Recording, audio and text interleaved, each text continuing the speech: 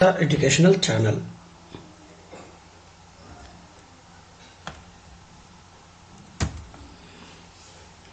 Today some bits have been selected from the chapter Our Constitution.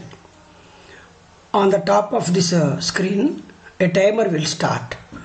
So before the timer completes you are instructed to answer these bits. In the next slide answers will be revealed.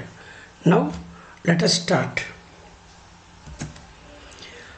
There were dash female members also in the Constituent Assembly.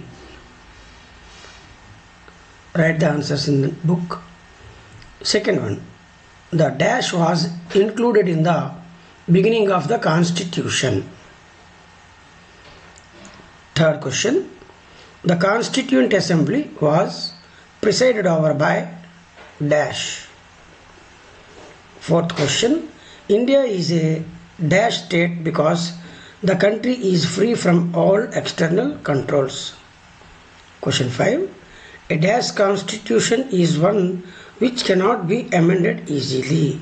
Last question, from which country we have borrowed the feature of written constitution? Let us see the answers now.